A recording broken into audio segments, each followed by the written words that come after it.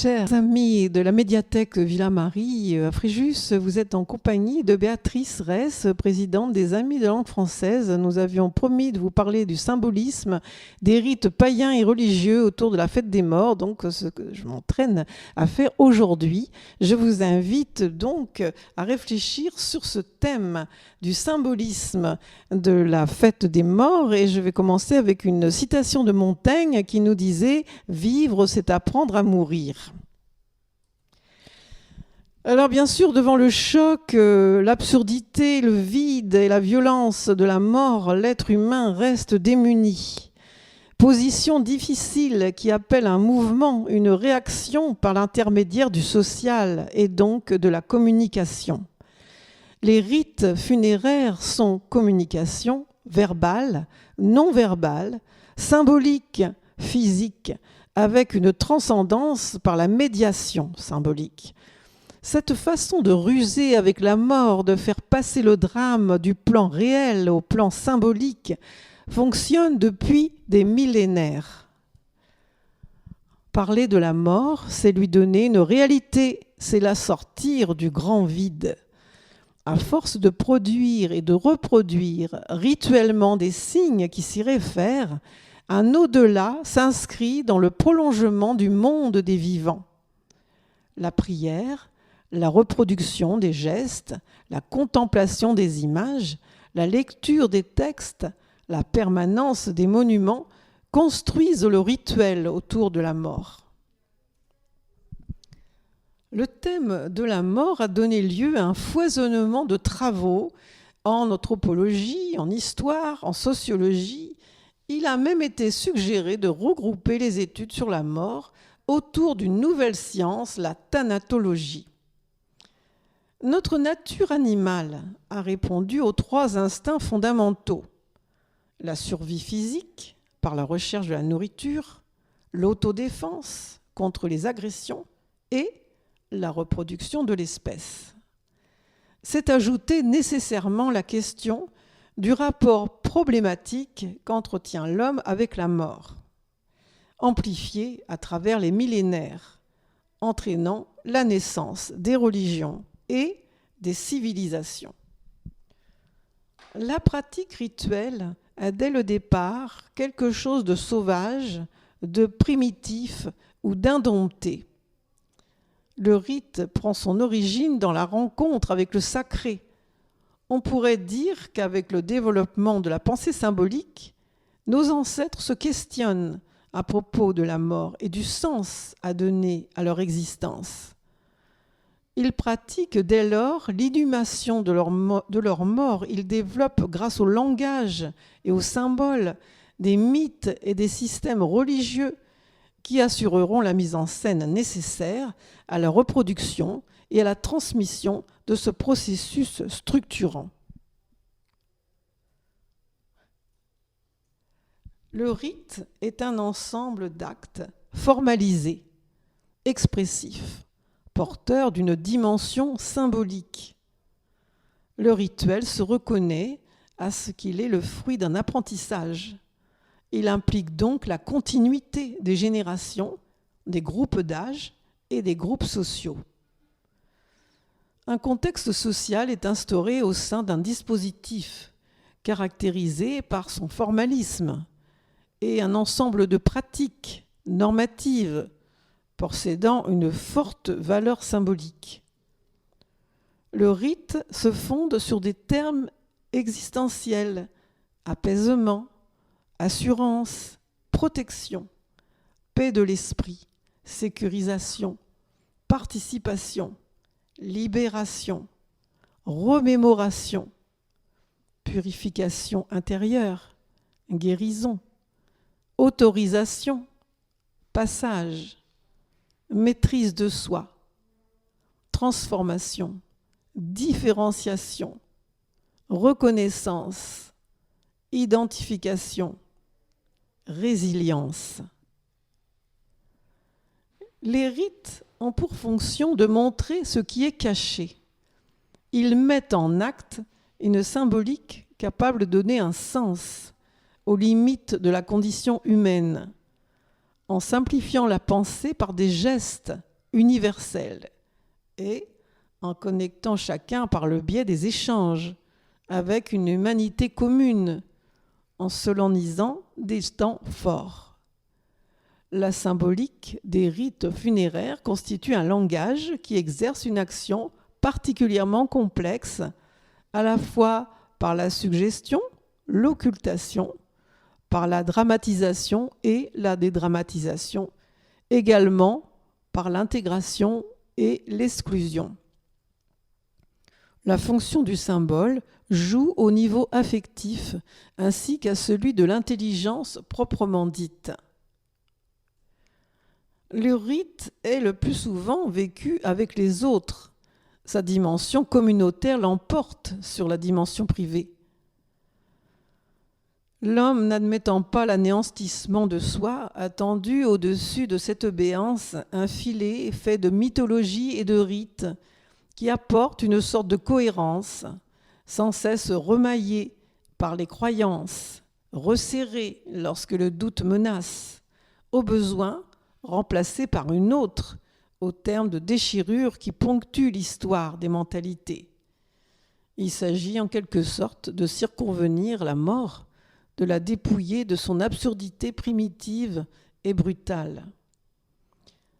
L'homme a créé des récits et inventé des gestes, produit des discours et institué des pratiques, élaboré des paroles justifiantes et développé des techniques rassurantes qui socialisent ses convictions, leur donnant force de loi. Un rite ne se crée pas, il s'instaure progressivement, puis peut se scléroser, voire disparaître. Pourquoi les primitifs s'interdisent-ils de manger certaines nourritures qu'ils ont à leur disposition ? Pourquoi brûlent-ils les cabanes des morts ? Pourquoi s'imposent-ils des mutilations, des privations ? Pourquoi disposent-ils lors des cérémonies mortuaires d'un temps qu'ils pourraient occuper à améliorer leur existence ? C'est en cela que réside l'irrationalité apparente du rite, qui s'adresse au mourant et au mort lui-même. Le symbole donne l'envie de saisir l'invisible, l'inaudible, l'indicible. Les rites funéraires contribuent à la constitution et à la reproduction du groupe social, en tenant compte d'un système de places et de rôles. Dans les rites funèbres, chaque membre du clan a son rôle, qui dépend du sexe, de l'âge, du rang et de tout autre facteur d'identification. À travers le rite, chacun réaffirme son rôle dans la société et confirme son identité propre. Le décès d'un proche est signe de rupture. Un ordre acquis du monde s'en trouve déchiré et une place est laissée vide. L'enjeu majeur du rituel funéraire, c'est de restructurer le tissu social. Les rites funéraires sont aussi centrés sur la prise en charge des survivants. Les rassurer, les apaiser, permettre l'expression d'émotions déstabilisatrices, assurer la médiation avec le divin, l'occulte, le mystère, conjurer ses forces, permettre l'accès à l'imaginaire qui vient à la rencontre d'une réalité trop brutale, canaliser la violence des pulsions et dans certains cas, au contraire, susciter une forme de catharsis. Assurer par la socialisation, la transmission et l'appropriation d'une mémoire collective qui va fournir à l'individu des réponses inscrites dans un ordre social. Les morts sont assignés par les vivants dans des espaces circonscrits, lieux de conservation, cimetières, catacombes, caveaux, ossuaires, nécropoles, des lieux mythologiques, le royaume des trépassés, des lieux psychiques où ils continuent malgré tout à exister, les urnes funéraires, les photos, les films. L'anéantisation totale est rare, même chez nos contemporains. Il y a persistance d'une espérance dans le prolongement de soi.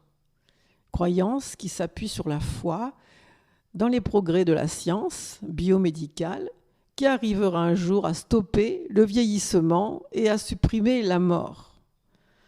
Bien sûr, d'autres se contentent de survivre dans leurs enfants porteurs génétiquement d'une partie d'eux-mêmes ou dans leurs œuvres matérielles, sociales ou intellectuelles. La renaissance aussi, ou la métamorphose, purgatoire, enfer, ciel et résurrection n'entraînent plus autant l'adhésion aujourd'hui.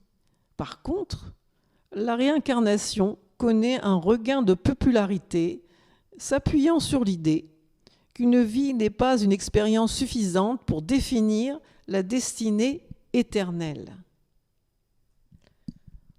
On peut parvenir à la néantisation grâce au procédé de la momification ou par les techniques de l'embaumement qui ne permettent toutefois que de retarder le processus que l'on cherche à éviter. D'autres cultures optent pour la déshydratation du corps et sa conservation en tant qu'ancêtre. Plus récemment, une quatrième technique a été développée qui a pour nom la cryogénisation, consistant à surgeler le corps dans de l'azote liquide dès que possible après le décès, dans l'espoir que la science pourra remédier un jour à son dysfonctionnement et le ressusciter le moment venu.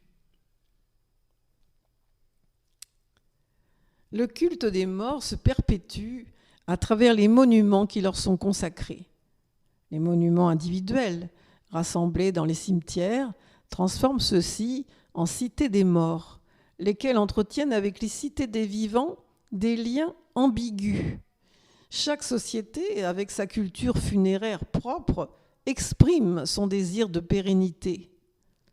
Momies, cendres, ossements sont des symboles d'immortalité qui nient la néantisation de la mort.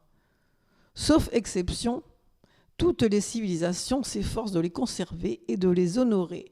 D'où la phrase célèbre de Périclès dans la Grèce antique « Un peuple se juge à la manière dont il ensevelit ses morts ».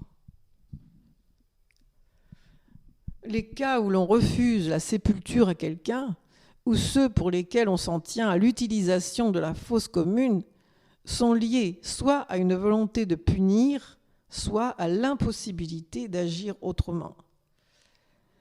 L'évolution récente de la crémation en Occident revêt ce caractère du pragmatisme crématiste occidental par opposition à la métaphysique orientale.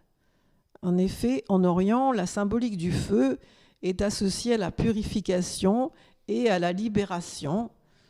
Par contre, la tradition occidentale symbolise plutôt la sanction, le bûcher des sorcières, les flammes de l'enfer, ou même de l'extermination, cadavres incendiés lors d'épidémies, destruction en temps de guerre, holocauste.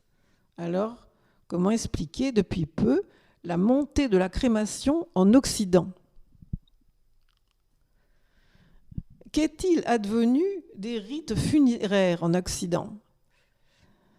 Disparition, simplification, privatisation, technicisation, professionnalisation, changement des lieux, dissimulation, réduction, puis prise en charge du survivant, personnalisation, participation, invention de gestes expressifs, médicalisation du deuil contemporain et finalement laïcisation des funérailles.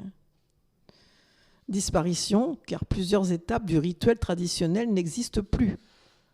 L'accompagnement du mourant, et la veille à la maison, la toilette funéraire accomplie par les membres de la famille, le cortège funèbre du lieu de culte jusqu'au cimetière, la commémoration publique du décès dans les mois ou les années qui suivent, le port des vêtements de deuil. Progressivement, la perception qu'a l'être humain de la mort s'est modifiée. La mort a pu paraître à nos ancêtres comme une force sauvage, aveugle, mystérieuse, terrifiante. Elle est aussi devenue, avec le temps et les rites, plus familière et civilisée. La mort menace la stabilité du groupe social lui-même. Petit à petit, c'est de plus en plus l'individu qui se sent concerné par sa propre disparition. Et au-delà de ce drame personnel, on s'attarde sur l'arrachement que la mort impose à ce qu'on aime. Encore un pas, et la mort est refoulée, niée, occultée, redevenue force indomptée et innommable. Au-delà des arguments pragmatiques à caractère soit consumériste, c'est moins coûteux, soit écologique, c'est plus proche de la nature, soit esthétique, cela permet des rites plus dépouillés, ou ceux qui se résumeraient à associer étroitement ces changements à la levée de l'interdit religieux, qui, chez les catholiques, depuis 1963, et donc, il faut plutôt chercher du côté de l'organisation de nos sociétés plutôt que de ces différents arguments pragmatiques. L'incinération est d'ailleurs beaucoup plus pratiquée à la ville qu'à la campagne, et la privatisation de notre rapport à la mort grâce à la crémation permet la mobilité des cendres et le repli vers l'intime ou des formes de sociabilité restreintes. La technisation, on peut en parler par le biais de la crémation. Technicisation, on mise sur l'efficacité, on mise sur la rapidité d'exécution, sur la réduction des coûts et le caractère hygiénique et écologique de l'opération. On peut parler aussi de professionnalisation avec l'entrepreneur funéraire et son équipe, de leurs contrats, de leurs produits, de leurs services. Professionnalisation par le biais du séjour à l'hôpital, où malade et membres de son entourage se retrouvent reçus dans un lieu qui leur a garanti un maximum d'efficacité et de sécurité par rapport à la maladie et à la mort, qui se retrouvent invités dans un lieu qui possède ses propres normes et règles, horaires, places, traitements disponibles, aspects légaux des décisions à prendre. La médicalisation aussi du deuil contemporain est un autre aspect de la ritualité funéraire. L'objectif est de sortir l'endeuillé de sa solitude après les funérailles. Comme la mort a été médicalisée, en passant par l'institution hospitalière, le deuil fait l'objet d'un intérêt croissant de spécialistes, professionnels, bénévoles, formés, chargé d'aider la personne à réussir son deuil, mais en dehors des voies plus communautaires du rite traditionnel. Personnalisation des funérailles également. Les responsables du culte, de même que les employés des maisons funéraires, veillent à préparer des cérémonies qui tiennent compte de la personnalité du défunt, de sa vie et des circonstances de son décès. Lui-même, le défunt, énonce de plus en plus souvent ce qu'il souhaite pour ses funérailles, et les familles investissent temps, efforts et négociations pour arriver à organiser des rites qui soient les plus significatifs possibles pour eux et le plus possible à l'image du disparu. Ce renouvellement ou cette réinvention des rituels correspond bien au puissant phénomène d'individualisation typique de notre société, et même l'Église catholique s'y range dans sa réforme des rituels.